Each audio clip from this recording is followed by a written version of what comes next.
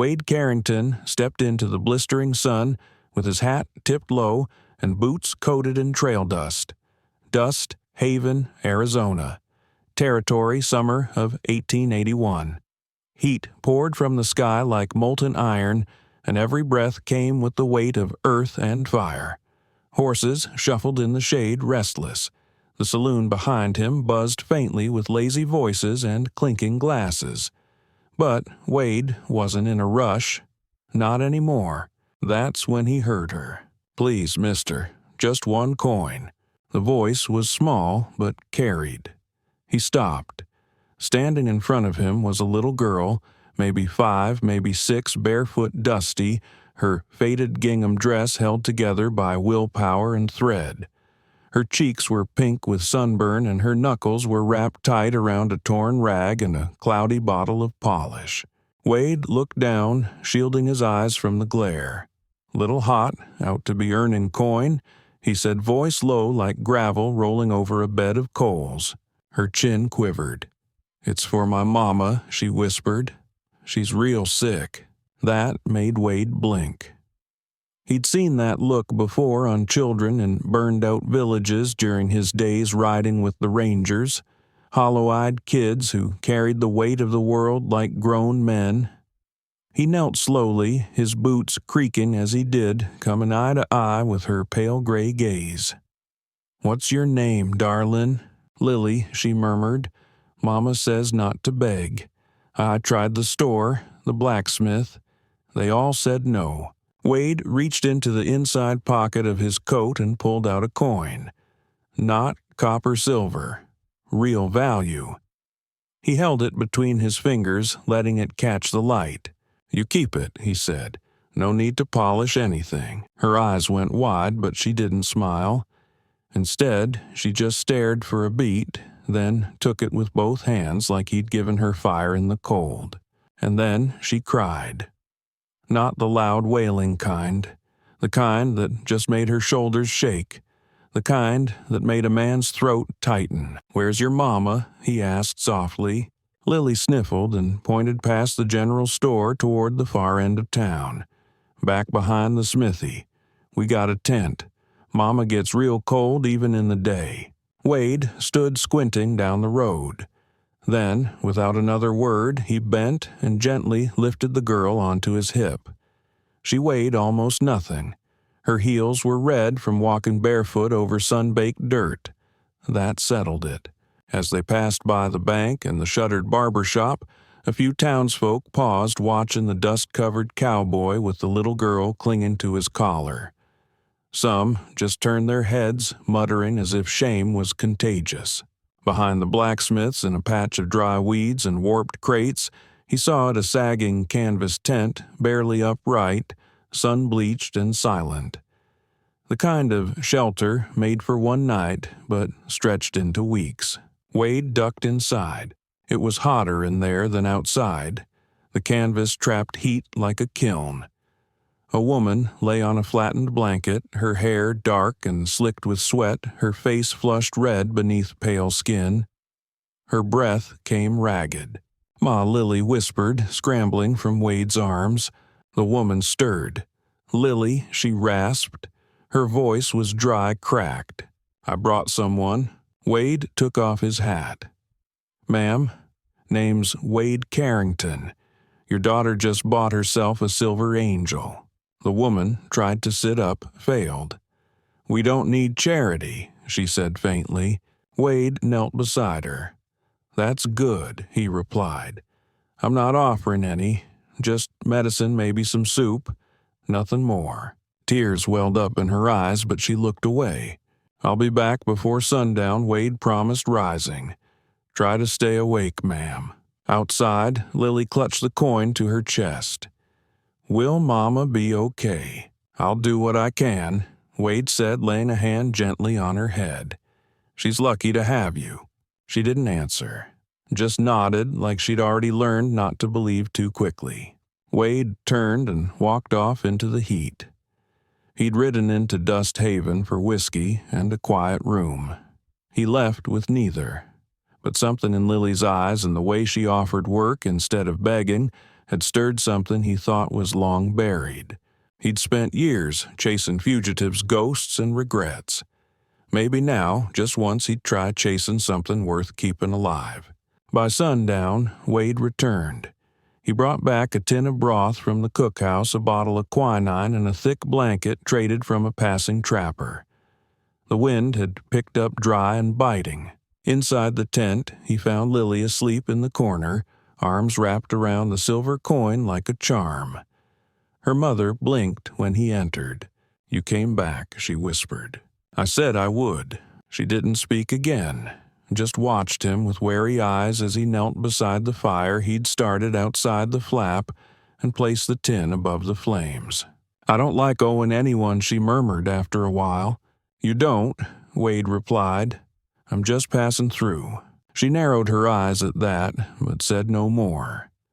In silence, they waited for the broth to warm, for fever to break, and for the night to take mercy. Outside, the moon lifted slowly into the sky, casting shadows across Dust Haven like fingers reaching from forgotten graves.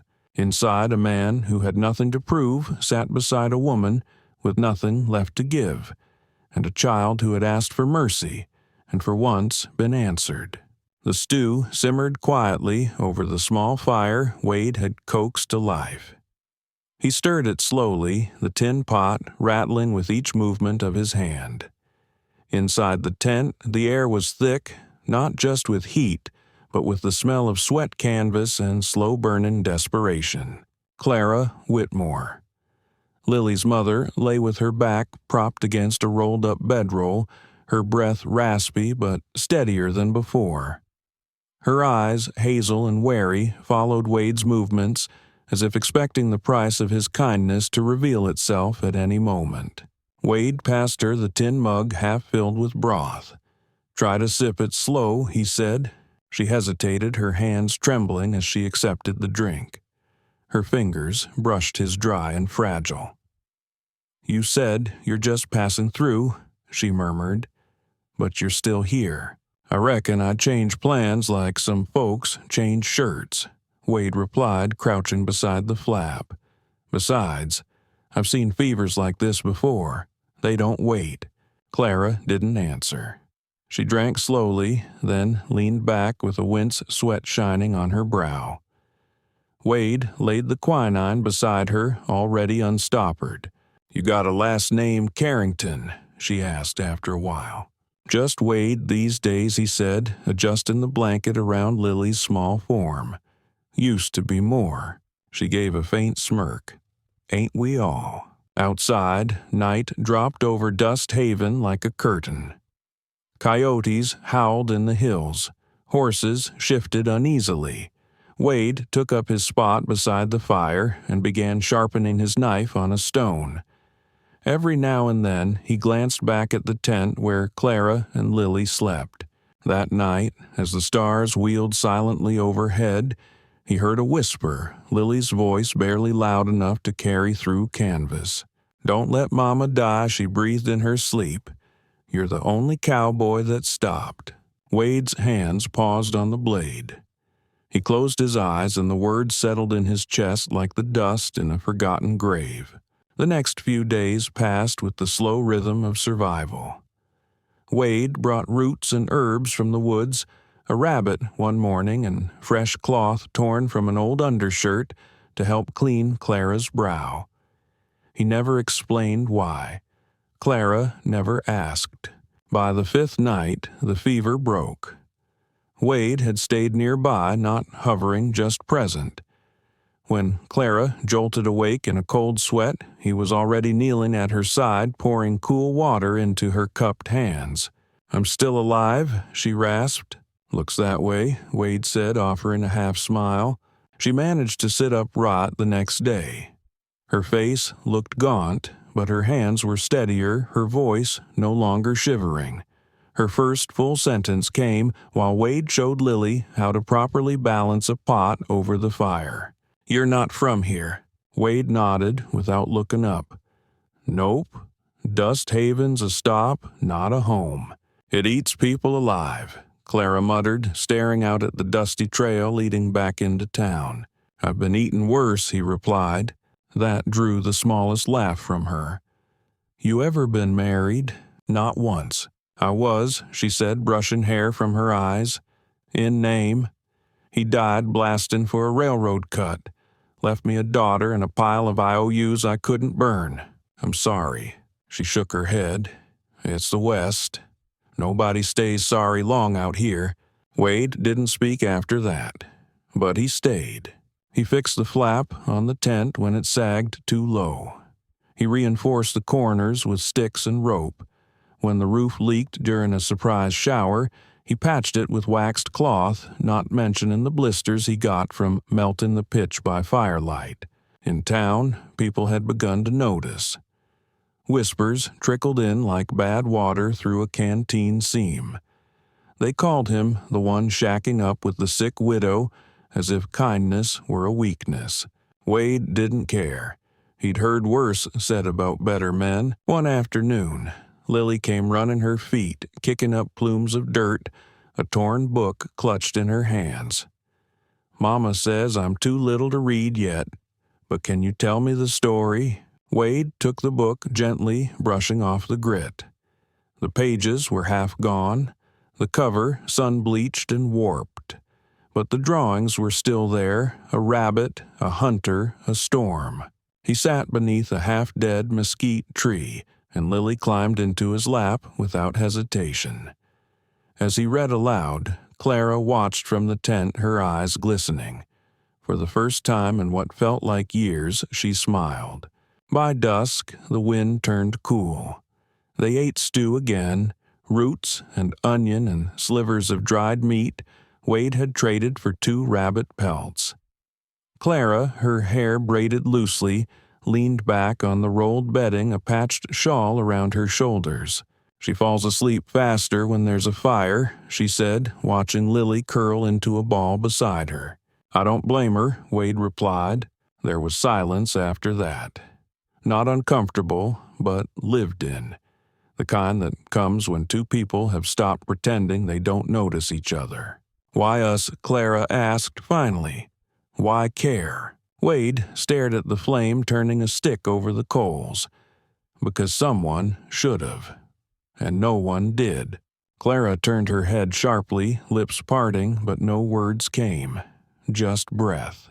"I used to wear a badge," Wade continued, his voice dry as bone.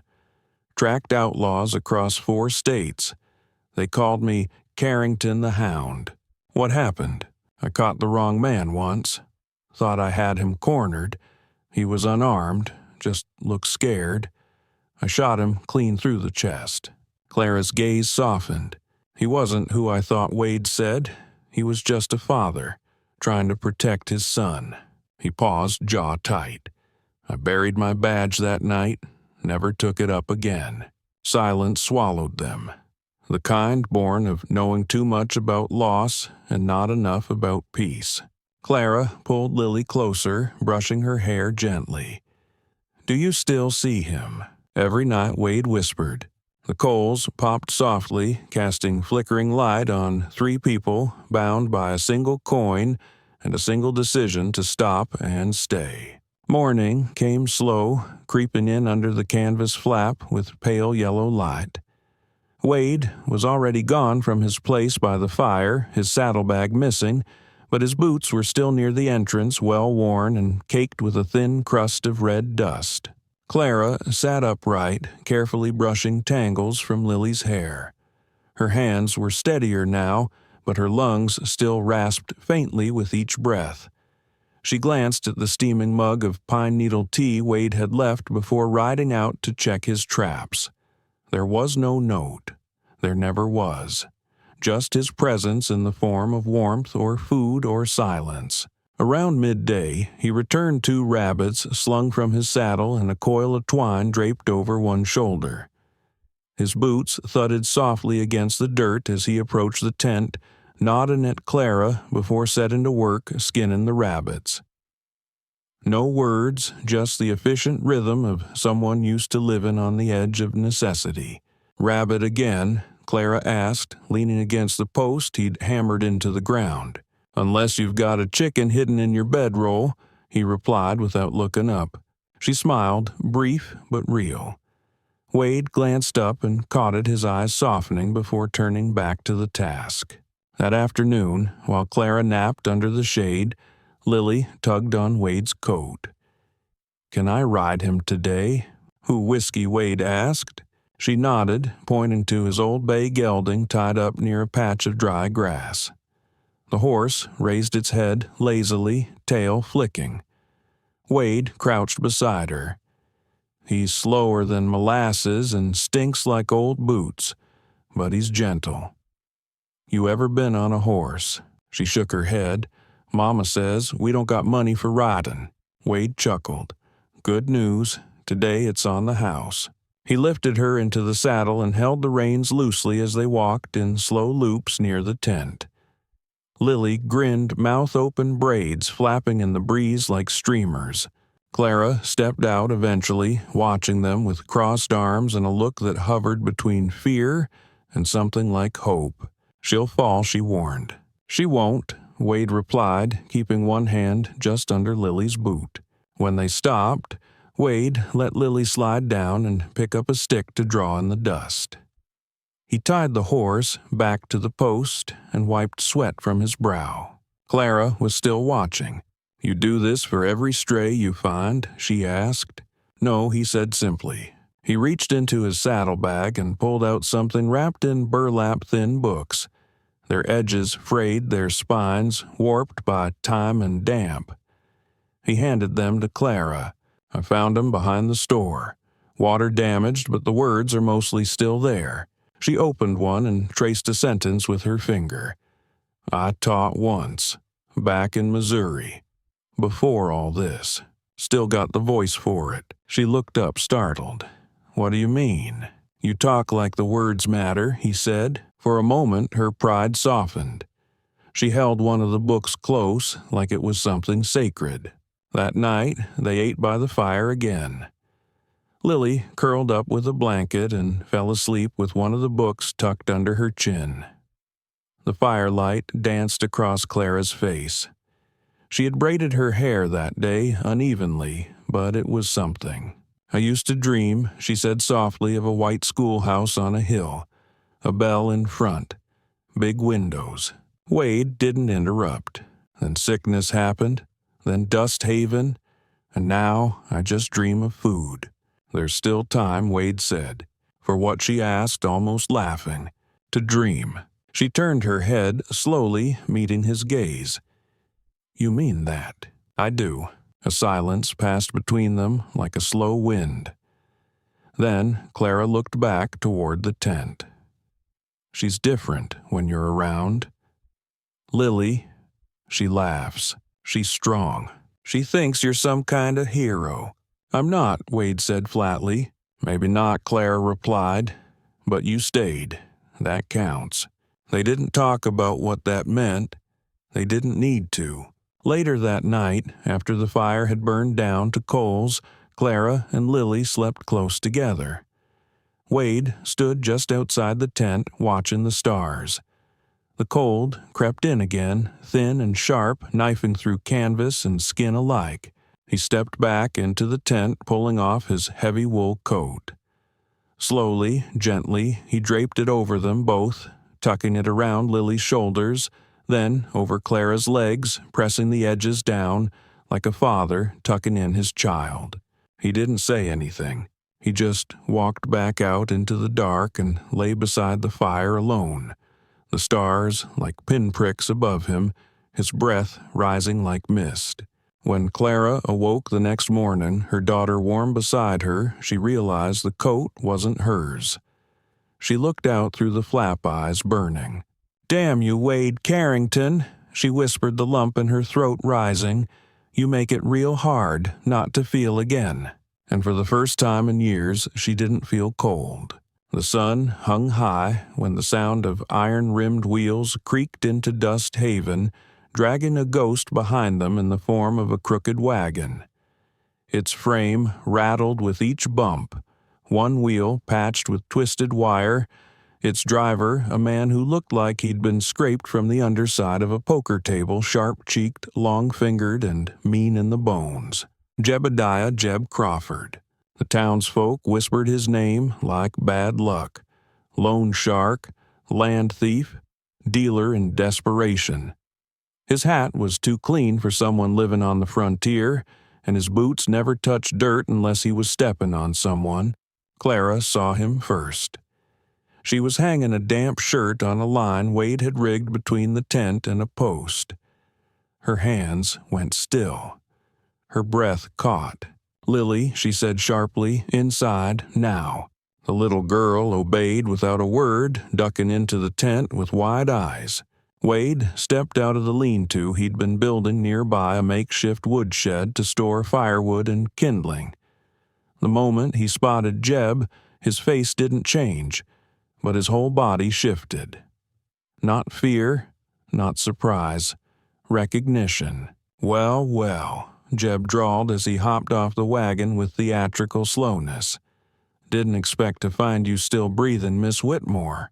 "I paid what I could," Clara said, standing her ground, even as her fingers clenched into the fabric of her apron. Jeb spat into the dirt. "Could ain't what we agreed on. Your late husband took out $200 worth of hope. You're still about 200 short. I have nothing else to give." "Oh, I beg to differ," he said, casting his eyes toward the tent. "She's a dependent. She counts. Law's clear." Wade stepped forward, planting one boot firmly between Jeb and the tent flap. "That's far enough." Jeb looked him over slowly. "Who's this, a new protector? She taking in strays now?" Wade didn't blink. "Touch that child and you'll need more than a lawyer." Jeb's hand drifted casually to the butt of his pistol. "Is that a threat?" "No," Wade replied. "It's a fact." For a beat, the whole desert held its breath. Cicadas fell silent. Even the dust settled. Jeb read the stance, the hand placement, the eyes that didn't twitch, and he remembered something. Wade Carrington wasn't just a cowboy. He was a name. "Fine," Jeb said, stepping back. "But I'll be back with paper. With men." "You come with God, not guns," Wade said calmly. "That's the only way you'll leave with breath." Jeb mounted the wagon again and slapped the reins. The mule groaned as it turned back toward town, trailing curses and dust behind it. That night, Clara sat by the fire, her hands wrapped tight around a mug of sage tea Wade had made. She was pale, her voice quieter than usual, but not weak, just worn. "You can't keep doing this," she said. "I'm not doing anything," Wade replied, adding another log to the flames. "You fix things, protect, feed. You step in like you owe us something. You don't." Wade didn't look up. "You're right. I don't." She swallowed. "But the more good you do, the more I worry." "About what?" "That you'll leave," she whispered. "Because good men don't stay. Not here, not with us." Wade poked the fire with a stick. Sparks leapt into the night. "I've left a lot," he said, "but not everything." They didn't speak again that evening. But Clara didn't move from the fire, and Wade didn't walk away. The next morning, Wade was gone, so was Whiskey, his best horse. There was no note, just a bundle of food for Clara and Lily tucked beneath a clean cloth beside the fire pit. That evening, just before dusk, Clara found a small envelope resting on the flat stone Wade had used as a seat. Inside was a folded receipt, paid in full. The name Jeb Crawford. The debt settled.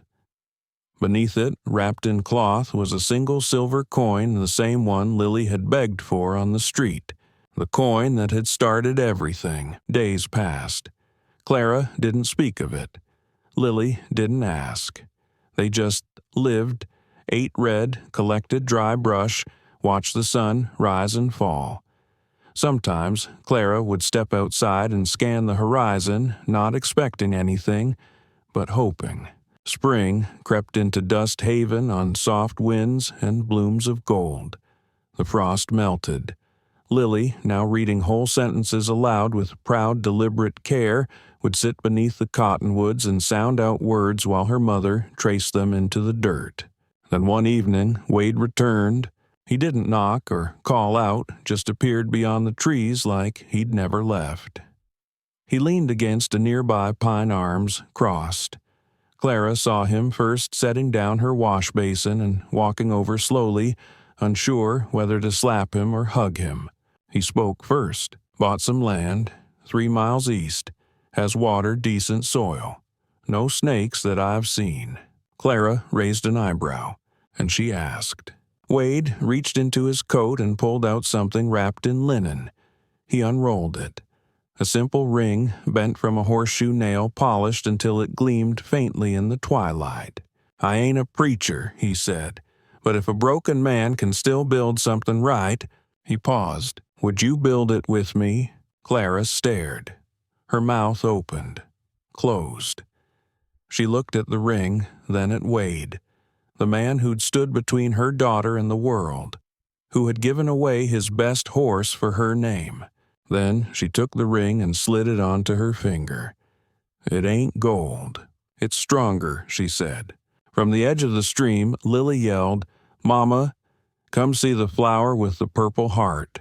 They both turned and smiled. Clara whispered, I don't want promises. I don't offer promises, Wade said, just choices. She leaned into him, and this time she didn't pull away. By mid-October, Dust Haven turned colder than memory.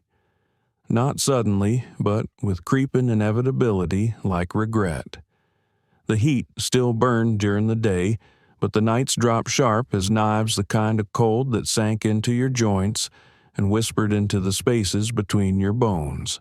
Wade responded the way he always did, quietly, methodically, without complaint. He reinforced the tent frame with salvaged fence posts from a collapsed corral east of town. Found a bundle of discarded tin sheets behind the livery stable and carried them back one by one, patching the corners with rusty nails and strips of hide soaked in pine sap. He dug trenches to drain rainwater away from their bedding and lined the floor with burlap to keep the chill from rising through the dirt. Clara watched him one morning, her shawl wrapped tightly around her shoulders, Lily pressed to her side wide-eyed. Wade stood on the roof, hammering a board into place, sweat streaking down his neck, despite the bite in the air. You don't have to fix everything, Clara said softly. Wade didn't look down, just trying to keep it standing. Why, her voice had weight, not accusation, honesty. If it falls, he said finally, pausing, where would she sleep? She looked down at Lily, at her small hands curled into her wool dress, and said nothing more. Later that week, Wade saddled up whiskey, older now, slower, and began giving Lily short lessons on riding. She sat bareback, clinging to the horse's mane with wide eyes and nervous laughter. Wade walked beside her, one hand under her calf, steady as a fence post. Mama Lily called across the dirt path. He says I'm a natural. Clara sat near the fire, knitting something small and rough, half a scarf maybe. You are, she called back. They spent more time near the cottonwoods. Wade taught Lily how to track birds by their prints in the mud and how to balance a stick on the back of her hand without dropping it. She picked it up fast, smiled more, asked more questions. At night, Wade began reading to her from the tattered books he'd salvaged. He'd tilt his hat back, hold the book up near the firelight, and read in a slow, deep voice. Lily leaned against his side, nodding off halfway through most stories, her breath evening into sleep long before the endings. One evening he handed Clara a new burlap bundle. Books, more of them. Worn and water-damaged, their bindings nearly falling apart, but the pages were mostly legible. Clara opened one with reverence. I used to read this one to my students, she said quietly. Her thumb brushed over the title, The Prairie Letters. "You ever think about teaching again?" Wade asked. "I've thought about a lot of things," she said, "mostly about what can't be." Wade stirred the fire, then added softly, "Still time." She met his gaze, held it, then said nothing because maybe for the first time in years she didn't have to. That night, the wind howled across Dust Haven. The tent creaked like an old barn gate. Inside, Clara curled around Lily, who whimpered in her sleep. The cold pushed in through the seams like a thief. Wade stood slowly, pulled on the heavy wool coat, the one with the patches and a frayed cuff. Then he stepped outside. The stars were sharp sky, clear. He paused a moment, listening to the wind rush between the dry gullies. Then, after a long breath, he turned back. He entered the tent silently. Clara stirred half asleep. She didn't stop him. He knelt, eased the coat from his shoulders, and laid it gently over them both.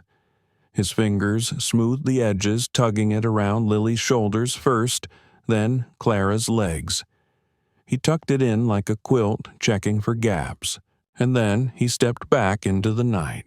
He didn't return inside that evening, just curled by the dying fire and pulled a horse blanket over himself. The ground was cold. The wind didn't let up, but he didn't mind, because that night they were warm. When Clara woke at dawn, her daughter was breathing easy beside her. She reached down, pulled the coat tighter, and realized it wasn't hers. Her breath hitched, her throat burned. "Damn you, Wade Carrington," she whispered, blinking hard. "You keep making it harder not to believe." Winter rolled in fast, chasing away the dust and replacing it with frost that glittered like crushed glass. The mornings were hushed, breath puffing in front of faces, water freezing in the bucket before noon. Wade added a second lean-to and insulated it with pine bark and wool rags. He cooked stews that didn't sting the nose anymore, just warm, thick filling. Lily began writing her letters in the dirt with a stick. H, E, and A showed up most often. Wade would crouch beside her, pointing out the curves and lines, how to hold the stick steady. One afternoon, Clara joined them beneath the cottonwoods. She sat beside Lily and corrected her posture. "Keep your elbow tucked," she said. "Riding is like balance. You can't lean too hard on either side." Lily nodded seriously. "Hope," Clara whispered as Lily traced the word into the earth. Wade, standing behind them, smiled, quiet, proud. That night, the three of them shared a meal in silence. Not because there was nothing to say, but because the quiet felt earned. And in that moment, around the fire under the stars in the cold grip of a Dust Haven winter, they weren't just surviving anymore. They were building something. The first hints of spring came not with flowers, but with silence. The cold finally loosened its grip, and the wind no longer howled through Dust Haven like a warning. Instead, it whispered. The earth softened. The tent flaps no longer cracked with frost in the mornings, and the days stretched longer, warmer. Lily was now reading aloud each morning beneath the cottonwoods. Her voice, once timid, now carried across the dirt with confidence. Hope, home, and heart were her favorite words. Clara sat beside her, correcting gently, teaching with patience that hadn't dimmed from her Missouri schoolhouse days. Wade watched from the trees, arms folded, leaning against a post he'd dug into the soil himself. He had bought a patch of land 3 miles east of Dust Haven, just beyond a bend in the creek, where the wildflowers grew even before the snow had fully melted. It wasn't much, just 1.5 acres of good soil, clear water, and sky. But it was theirs. There, Wade built a fence. He planted beans, squash, and onions in crooked rows, dug post holes for a house frame with a borrowed auger. It wasn't fast work, but it was steady. Then, one late afternoon, he saddled a borrowed mule and brought Clara and Lily to the property. They sat by the stream feet, dipped in the cold water. Lily chased dragonflies' laughter spilling from her like song. Clara looked out over the land and said nothing for a long time. Wade knelt near the bank and pulled something from his pocket, a small worn ring fashioned from a horseshoe nail. Bent, polished, simple, unbreakable. He held it out to her without a speech. "I'm no preacher," he said, "but I figure a broken man can still build something worth holding on to." Clara stared. Her hand trembled. "You sure?" He nodded. "Would you build it with me?" She looked at the land, then at Lily, at Wade, the man who'd bartered his best horse for her freedom, the man who never demanded anything but never failed to show up. She took the ring and slid it on. "It's not gold," he said. "It's stronger," she replied, voice shaking. That night, under a pale blue sky streaked with orange, they sat on the creek's edge. No vows, no witnesses, just choice, just love. Dust Haven didn't change. The wind still rolled through town each spring. The saloon still leaned like an old man tired of standing. But at the top of the bend above the creek stood a building that hadn't been there before. Made of pine and old stone, whitewashed walls, blue shutters, a brass bell that rang each morning like the call of a second chance. A wooden sign above the door read, "Dust Haven Learning House." Inside, chalk dust floated in sunbeams. Children laughed. Desks scratched against wooden floors. And behind one worn desk near the front sat a woman with wheat-colored hair tied in a bun that never quite held. Her name was Lily Hart. She walked with quiet purpose, smiled like someone who knew every child by name, and paused each day beside the coat rack near the entrance. Above it sat a pair of scuffed cowboy boots, weathered, cracked, the left one leaning slightly inward, like the man who had once stood guard over her and her mother. Beside them, on a shelf polished by years of gentle dusting, rested a silver coin. Visitors sometimes asked about the boots. "Your father's, they'd guess." Lily would smile, not sadly, but with reverence. "He wasn't my father by blood," she'd say, "but he gave me everything else." She never spent that coin. Not because it was money, because it was mercy. A reminder that the first hand held out to her hadn't come with a price, but with protection. Every fall on the first day of class, Lily stood in front of her students and spoke the same words. "If you are kind, if you're brave enough to stop when someone needs you, then you've already learned the most important lesson I can teach." And when the sun hit the boots just right, casting their shadow across the polished floors, she could almost hear his voice again. Steady, gentle. Hope's not a sin. Never was. Because if a pair of old boots could speak, they'd tell the story of a cowboy who stopped, a little girl who dared to ask, and a family that was built not from blood, but from choice. And isn't that what love is? Not obligation, not legacy, but the decision, day after day, to stay. There's a reason stories like this stick with us, not because of grand gestures or perfect endings, but because they remind us that real love is quiet. It's in the stew stirred over fire. The coat placed gently over sleeping shoulders. The fence post hammered with no expectation of thanks. Wade Carrington never asked for praise. He just showed up again and again in a world that had taught him not to care. But he did. And that choice, simple, stubborn, steady, saved a family. It's easy to think we need to be heroes to matter. But sometimes the real heroes are the ones who stay, the ones who listen, the ones who trade their horse for a receipt and leave behind a coin not for value, but for what it stands for. So, if this story touched your heart, ask yourself, who have you stopped for? And who stopped for you? We'd love to hear your thoughts. Share your story in the comments.